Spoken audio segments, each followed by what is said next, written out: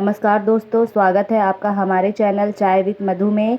कैसे हैं आप सभी लोग? आशा करती हूँ आप सभी लोग अच्छे होंगे, स्वस्थ होंगे, मस्त होंगे, अपने काम में व्यस्त होंगे।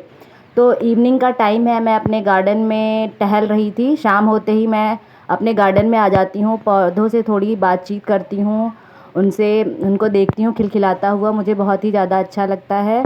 और गार्डन में टहलते हुए मान लीजिए एक अलग ही सुकून लगता है। मौसम देखिए कितना ही अच्छा था। तो मैंने टहलते हुए सोचा अब हो गई है शाम, क्यों ना कुछ चाय वाय बनाते हैं, बच्चों को भी पिलाते हैं और खुद भी पीते हैं। तो हम फटाफट से किचन में आए और हमने चाय चढ़ा दी। हमने कहा चाय पीने के बाद आगे का प्रोसेस शुरू करेंगे। शाम की चाय बहुत ज़रूरी होती है मेरे लिए। ये देखिए 3 कप में चाय है बच्चों के लिए और मेरे लिए। हमने चाय बना ली और उसके बाद में चाय ले जाकर दिया बच्चों को, बच्चों ने पिया, मैंने पिया। अब सूरज ढल चुका था तो मैंने अपने मंदिर की लाइट जला दी। मैं मंदिर में दिया नहीं जलाती हूँ, मैं सिर्फ लाइट जला देती हूँ और चरण स्पर्श कर देती हूँ भगवान जी के, क्योंकि मैं जानती हूँ मैं रूटीन से कर नहीं पाऊँगी। तो जो चीज़ आप रूटीन से ना कर पाएँ उस चीज़ को रूटीन में नहीं लाना चाहिए। फिर घर थोड़ा अस्त व्यस्त हो गया था तो मैंने कहा इसको ठीक कर देते हैं। बच्चे पूरा दिन खेलते हैं कूदते हैं तो सारा अस्त व्यस्त हो जाता है, जहाँ तहाँ पढ़ कर के सामान रख देते हैं और माँ का काम होता है उसे समेटना। अगर हम पूरा दिन घर को ना समेटे तो समझ लीजिए घर पूरा ही चिड़ियाघर हो जाएगा। वैसे भी छोटे बच्चे ना कितना ही वो करेंगे बेचारे, फिर भी हम माएँ उन्हें बहुत अच्छे से समझाती हैं, उन्हें सेल्फ डिपेंड बनाती हैं कि कैसे क्या करना है। उसके बाद से हम आ गए अपने किचन में बर्तन थे तो मैंने कहा इन्हें फटाफट से मांज करके रख लेते हैं।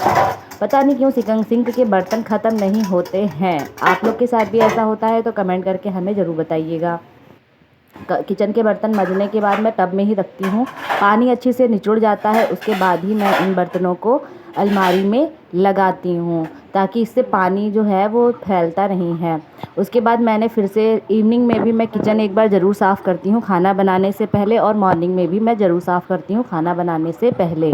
चूल्हा चौका लगना ही चाहिए, ये ज़रूरी होता है। तो मैंने एक बार फिर से गैस को अच्छे से साफ़ कर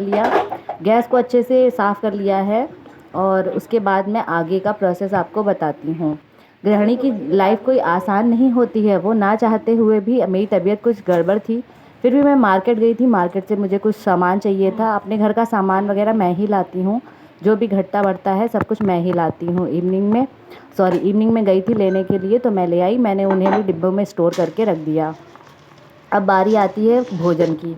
तो मैंने भोजन में आज सिर्फ दाल और चावल बनाऊंगी। मसूर मेरे बेटे की बहुत ही फेवरेट दाल है। अगर मैं उसे रोज़ बना के दूं तो वो रोज़ खाएगा। मैं हफ्ते में 7 दिन एक जैसा नहीं बनाती हूँ, दाल चेंज कर कर के बनाती हूँ। सारी दालें सभी लोगों को खानी चाहिए। अगर आप सिंपल नहीं खा पाते हैं तो उस दाल को थोड़ा सा अलग स्टाइल में बनाइए, बट दाल ज़रूर खानी चाहिए। तो मैंने ये दाल धो करके थोड़ी देर मैं इसको रख दूँगी। इससे क्या होता है, गैस की भी बचत होती है और दाल जो है अच्छे से फूल जाती है और फटाफट से अच्छी बनती है। फिर मैंने चावल भी साफ़ करके रख लिए हैं। मैं पहले से तैयारी कर लेती हूँ किचन की, ताकि उस समय मुझे ज़्यादा दिक्कत ना हो। पहले से तैयारी हर चीज़ की जाती है। गृहिणी एक जो हाउस वाइफ होती है ना, वो हर चीज़ की तैयारी पहले से करती है। मान लीजिए खाना बनाने की तैयारी वो पहले से करेगी। इसके अलावा वो कहीं अगर घूमने जाना है उसको, तो उसकी भी प्लानिंग वो पहले से करती है कि उसे क्या ले जाना है, कितना ले जाना है, बच्चों का सामान उसे क्या ले जाना है, हस्बैंड जी का क्या सामान जाना है, और भी बहुत कुछ दवाइयाँ हैं क्या है, सब कुछ वो पहले से सोच लेती है। इवन सुबह क्या बनेगा ये भी एक हाउसवाइफ के दिमाग में चल रहा होता है। मतलब जो हाउसवाइफ होती है ना, उनका दिमाग कभी भी शांत नहीं रहता है। वो कभी भी शांत नहीं रहती हैं। वो अंदर ही अंदर सोचा करती हैं कि आज ये काम पेंडिंग था, आज नहीं हो पाया तो ये कल पक्का हो जाएगा। वैसे भी एक हाउसवाइफ को अपने सारे काम निरंतर रूप से करते रहना चाहिए। कंसिस्टेंसी बोलते हैं उसको, हमेशा ही बना के रखना चाहिए। अगर आप कंसिस्टेंसी जो है अपने काम में निरंतरता बना के नहीं रखेंगे तो जो हाउसवाइफ है उसका सारा काम उसको भारी सा लगने लगेगा। मतलब हफ्ते में अगर आप किचन एक बार साफ़ कर लीजिए, डिब्बे वगैरह साफ़ कर लीजिए, जो जाले वाले हैं वो निकालते रहिए, time to time bedsheet change करना, सोफ़ा कवर चेंज करना, और भी बहुत कुछ काम होते हैं जो जो रेगुलर वे में होते रहने चाहिए। वरना जो घर भी है वो भी बहुत गंदा सा लगने लगता है। और मतलब टाइम मैनेजमेंट वगैरह, कंसिस्टेंसी, सभी कुछ ज़रूरी होता है। मेरे किचन में चींटियाँ बहुत आ जाती हैं, कुछ मैं इतना साफ़ रखती हूँ, क्लीन रखती हूँ, उसके बाद भी आ जाती हैं। पता नहीं क्यों ऐसी समस्या है, इसलिए मैं किचन में चॉक लगा के रखती हूँ ताकि चींटियाँ मुझे परेशान ना करें, क्योंकि मुझे किचन में चींटी वगैरह बिल्कुल भी पसंद नहीं है। मुझे बिल्कुल भी पसंद नहीं है कि मेरे किचन में जो है चींटियाँ आएँ। तो मैंने दाल बनाई, दाल बनाने के बाद मैंने उसे खाली कर लिया। ये देखिए क्या गरम-गरम दाल बनी हुई है। मसूर की दाल किसे-किसे पसंद है हमें कमेंट करके ज़रूर बताइएगा दोस्तों। मेरे घर में तो मेरे बेटे की फ़ेवरेट है और बेटे की फ़ेवरेट है तो वो मेरी भी फ़ेवरेट है। उसके बाद मैंने बाकी तो बर्तन मांज लिए थे, मैं कुकर को भी मांज के फटाफट से रख दूँगी। कभी भी सिंक में बर्तन किसी भी हाउसवाइफ़ को जो सिंक में बर्तन होते हैं वो नहीं छोड़ने चाहिए, इससे गलत मतलब नकारात्मक प्रभाव पड़ता है। तो किचन का जो सिंक होता है वो कोशिश करा करिए हमेशा खाली रहे। 2-4 बर्तन होते हैं उसे तुरंत से साफ़ करके रख देना चाहिए। थोड़ी देर पड़े हैं कोई बात नहीं, बट उसे साफ़ करके रख देना चाहिए। तो आज का हमारा ये ब्लॉग आपको कैसा लगा हमें कमेंट करके ज़रूर बताइएगा। तो आज के भोजन में हमने सिर्फ दाल चावल और सब्जी है।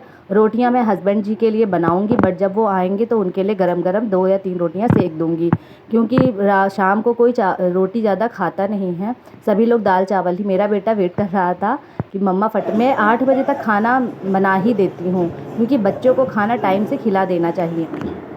बच्चे टाइम से खा लेंगे ना तो उनका जो डाइजेस्ट है वो अच्छे से हो जाएगा। मॉर्निंग में फिर वो नाश्ता भी करेंगे, अगर वो लेट में खाएंगे तो वो नाश्ता अवॉइड कर देंगे। इसीलिए कोशिश करिए बच्चों को शाम को 8 बजे तक खाना खिला दीजिए। बाय बाय दोस्तों, मिलते हैं नेक्स्ट ब्लॉग में।